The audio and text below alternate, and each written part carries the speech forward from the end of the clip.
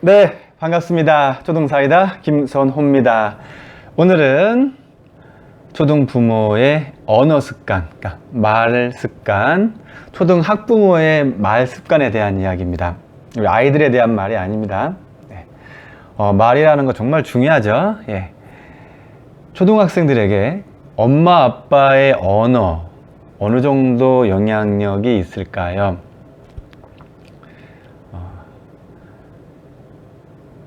아이를 살릴 수도 있고 죽일 수도 있습니다. 아이를 존재하게 할 수도 있고 이 세상에 존재하지 않게 할 수도 있습니다. 아주 엄청나죠? 네.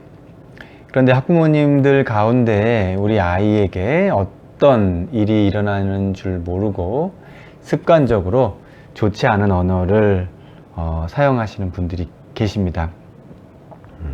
초등 6년 동안 지속해서 쭉 아주 자연스럽게. 네.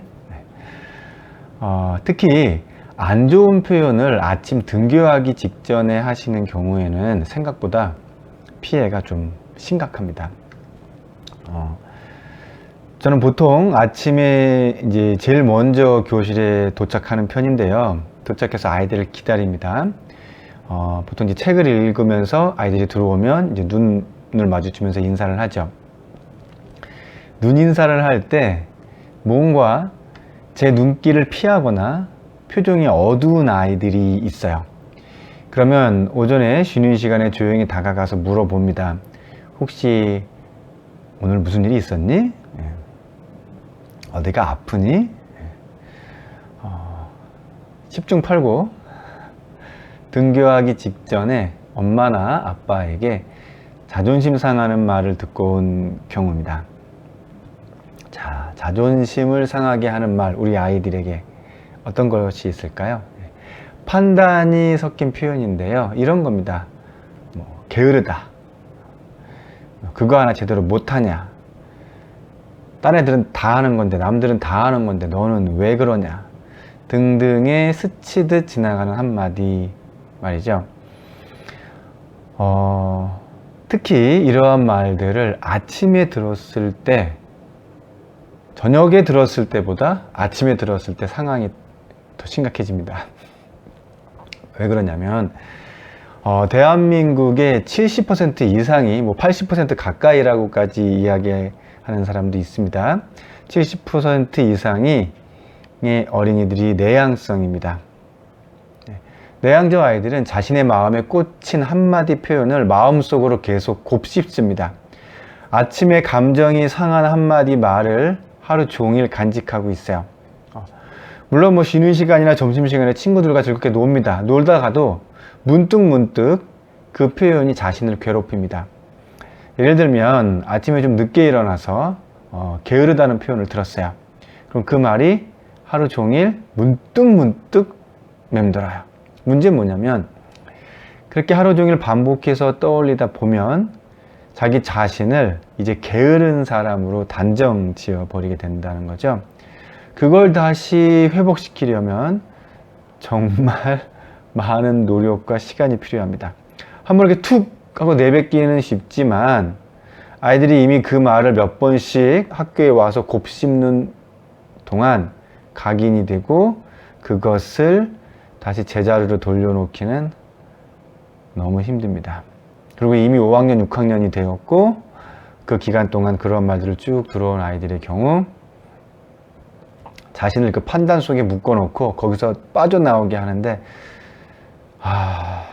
정말 너무너무 화가 날 정도로 힘이 듭니다.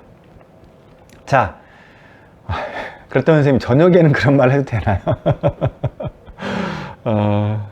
물론 안 하시는 게 좋죠. 예.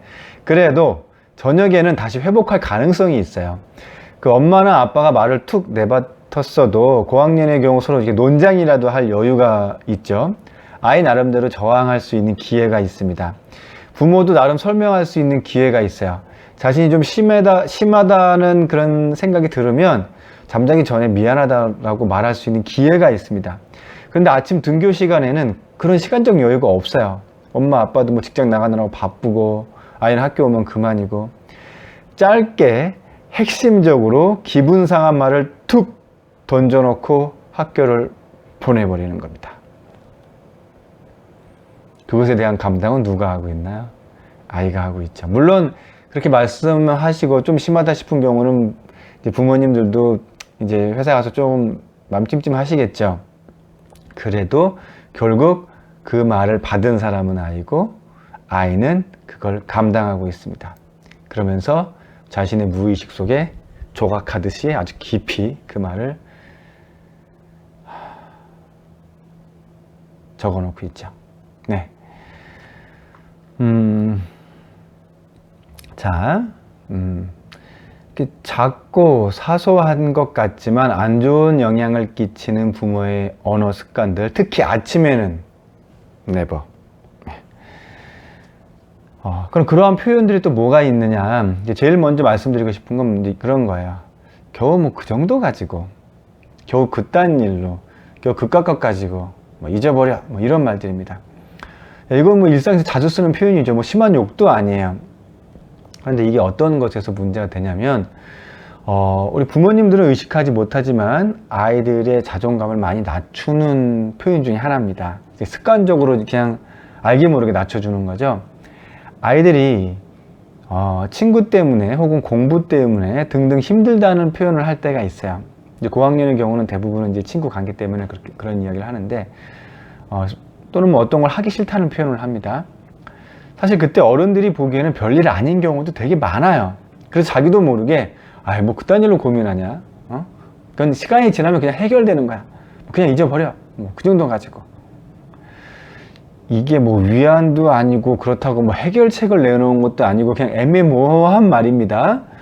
근데 이 표현이요, 아이들의 자존감을 많이 낮춰줍니다. 시간을 거쳐서 쭉쭉쭉. 왜 낮추냐면 아이 입장에서는 해결된 게 아무것도 없어요. 그러함에도 불구하고 그 말을 들으면 저항을 할 수 없게 만들어요. 그래서 그런 겁니다. 일단 부모가 아이의 고민을 심각하다는 걸 인정해 줘야 아이 입장에서는 그 다음부터 이제 문제 해결을 위한 노력을 할 위치에 올라서게 되는 거예요. 그런데 부모가 그 고민 자체를 아예 고민거리가 아니라고 단정 짓는 순간 아이는 자신의 고민과 걱정에 대해서 이제 저항할 힘이 없어집니다. 그냥 수동적인 위치에 놓여 있게 돼요. 자존감은요, 어떠한 문제든지 그 문제에 직면하게 만드는 용기를 획득했을 때 형성이 되는 겁니다. 그런데 이게 문제거리도 이제 아니라고 이야기를 하니까 그 문제에 대한 방향성을 잃게 돼버리죠. 문제를 직면을 할 수가 없게 되는 겁니다. 자, 이제 또 부모님들이 피해야 할 언어 또 한 가지 말씀드릴게요. 뭐냐면 아주 짧은 말입니다. 잘 들어보세요. 이런 말들을 하시는데요.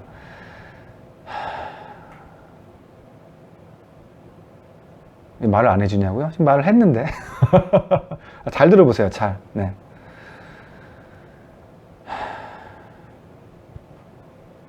안 들리셔요? 내가 표정도 좀 같이 생각해 볼까? 자, 이렇게. 이런 겁니다. 이런 거예요. 네, 들리시죠? 네, 한숨 쉬는 겁니다. 아니, 부모가 아이 앞에서 한숨도 못 쉬나요?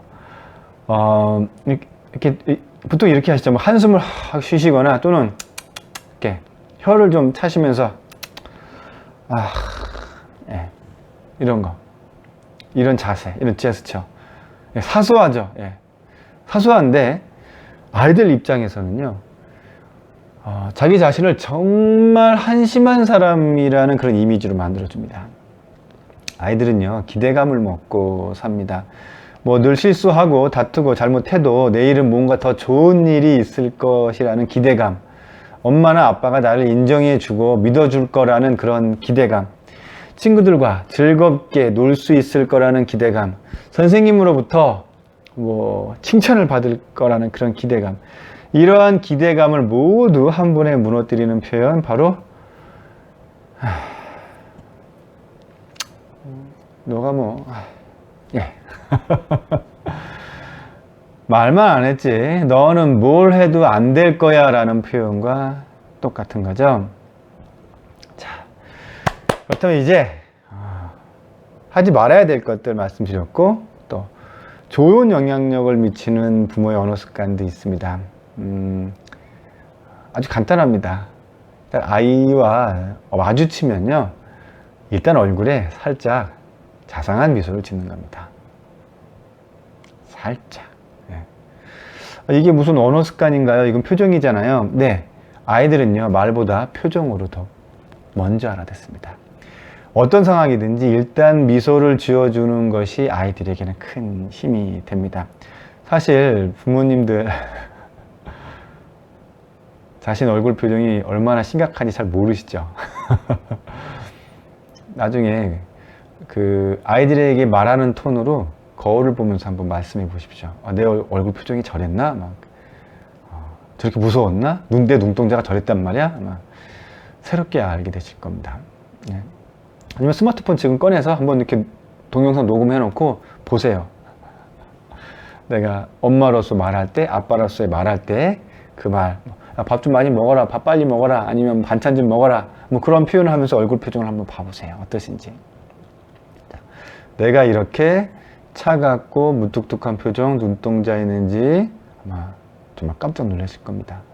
일단 아이를 보면요, 미소 짓는 것 작고 사소하지만 아주 좋은 표현 언어가 됩니다. 자, 이런 표정 외에 또 도움이 되는 것들이 뭐가 있는가? 예, 이런 거예요.